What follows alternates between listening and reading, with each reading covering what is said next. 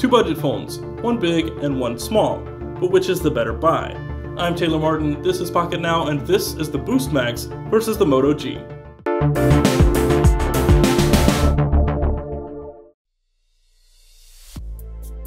We've seen countless budget Android phones over the years, but for the most part they all have come with a series of compromises. Last year Motorola showed us that doesn't always have to be the case. It released the Moto G, which doesn't exactly have the best specifications, but provides consistent, reliable performance. And it sells for only a fraction of the price of other no-contract smartphones. ZTE wants to apply the same concept to larger smartphones, since practically every so-called phablet to date has also come with a premium price tag and over-the-top specs. The question is, can the Boost Max from ZTE compete with a similarly spec'd and priced device like the Moto G? Let's find out. From a design perspective, these two phones have very little in common. The Moto G is a lot like the Moto X with its quaint, simple build. As you would expect any $179 smartphone to be, it's utterly bare bones with no flair. Just a blank front glass with a small cutout for the speaker grill and a removable backplate, which can be replaced with various colored aftermarket plates from Motorola. The Boost Max seems to have taken a lot of its design cues from older HTC devices, except it's made almost entirely of plastic, not metal, with a two-tone back featuring a matte finish silver and dark gray soft touch accents at the top and bottom. That said, it's a very nice faux metal, which is easily mistaken as a lightweight aluminum. And then there's the question of size. The Moto G has a very manageable 4.5-inch display with respectable dimensions and weight, 129.9mm tall, 65.9mm wide, and 11.6mm thick, hitting the scales at just 143 grams. The Boost Max, as a self-proclaimed phablet featuring a 5.7-inch display, will be a two-handed device for most. It's 30.1mm taller, 15.4mm wider, and 58.3 grams heavier. However, it is 2.2mm thinner. As far as build quality goes, however, we'd rate these two as comparable. They're both incredibly solid for their comparatively small price tags. The insides are where these two are most alike. The Moto G comes with 8 or 16GB of storage, 1GB of RAM, a Snapdragon 400 chipset with a 1.2 GHz quad-core CPU, a 5-megapixel camera, and a 2070 mAh battery. The Boost Max also comes with 1GB of RAM and a Snapdragon 400 SoC with a max inbuilt storage of 8GB. But its processor is a dual-core Crate CPU, its camera is rated at 8 megapixels and the battery is 3200 mAh. It also has a microSD card slot where the Moto G does not. Both have Wi-Fi BGN, lack NFC, and the Boost Max has LTE support but is limited to Boost Mobile, while the Moto G can be purchased unlocked and used on GSM networks globally. The real difference here, however, is display quality and size. Both the Boost Max's 5.7-inch display and the Moto G's 4.5-inch display are 720p resolution. The respective densities of those displays are 258 and 326 pixels per inch, and the difference is largely visible to the naked eye. The Moto G's display isn't quite as vivid as some panels, but it's far more accurate in color reproduction than the Boost Max, which errs heavily on the warm side. The Moto G's display is noticeably sharper, has deeper blacks, wider viewing angles, and looks better all around. Apart from size and display, there isn't much separating the Moto G and the Boost Max, but that story changes once you get to the software and performance. The Moto G originally shipped with Jelly Bean version 4.3, but was quickly updated to KitKat 4.4. The Boost Max ships with Jelly Bean 4.1, and that should mean something to anyone who has experience with budget Android devices.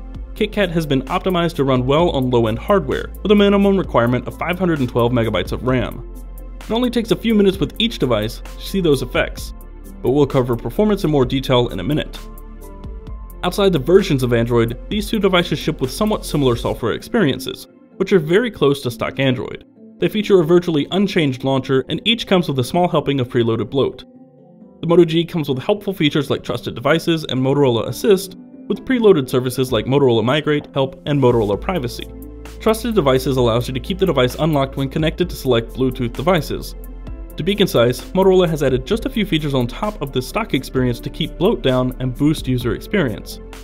The Boost Max doesn't deviate too far from that, but it comes loaded with a handful of bloat from Boost Mobile, such as Boost's own Music Store, Boost Zone, AirG, Lumen Toolbar, Kingsoft Office, Mobile ID, Sound Tracking, TouchPal X, and Swipe.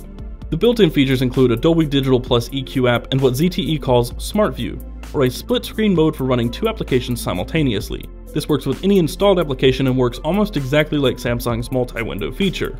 The only other notable changes ZTE has made are to the quick settings toggles in the notification shade, the lock screen, and some custom icons and widgets. So how noticeable are the benefits of KitKat on the Moto G?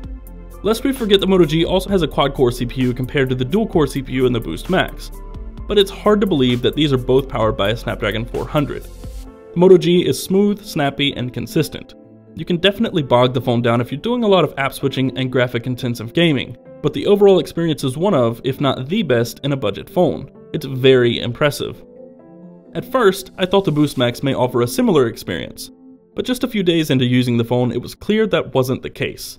The phone constantly hangs and freezes when loading apps, it stutters when flipping through home screens or pages in the app drawer, and even on Wi-Fi, web pages and streaming videos take ages to load.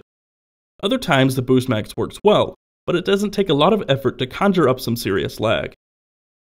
We still haven't done our full testing of the battery life on the Boost Max, but we're already certain it will provide much more stamina per charge than the Moto G. The 3200 mAh battery has constantly powered us through a day and a half with ease. The Moto G will likely need to be charged every day, and the Boost Max, provided you can find some service, will not. Camera performance isn't stellar on either of these devices, but when you consider the price, they're not horrible. Both the Moto G's 5-megapixel camera and the Boost Max's 8-megapixel camera have the tendency to wash out images, and in certain situations, it's as if the Moto G artificially boosts colors and provides unnatural saturation. However, we had less trouble with the Moto G than with the Boost Max with autofocus and taking blurry shots, even with the hardware shutter key on the Boost Max. Rest assured, neither of these phones' cameras will blow you away, but you can expect a more consistent and controlled experience on the Moto G, even if the Boost Max has more software options than the stock camera app. So which of these budget phones is a better deal? It depends on a couple of different things, like service plans and the preference in device size. The Boost Max is available for $299 and currently comes with unlimited calls, text, and data for $35 per month. Boost service typically starts at $55 per month and eventually drops to just $40 for unlimited everything.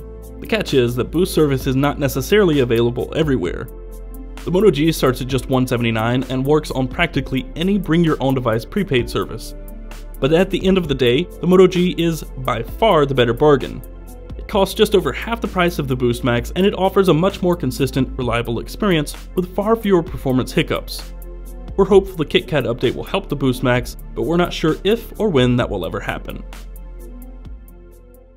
Thanks for watching, everyone. If you enjoyed the video and want to see more videos like this one in the future, be sure to click the thumbs up button below and subscribe to the channel. Find us in all the usual places, Twitter, Facebook, and Google Plus at Pocketnow. I'm Taylor Martin. You can find me on Twitter at CasperTech, and I will see you next time.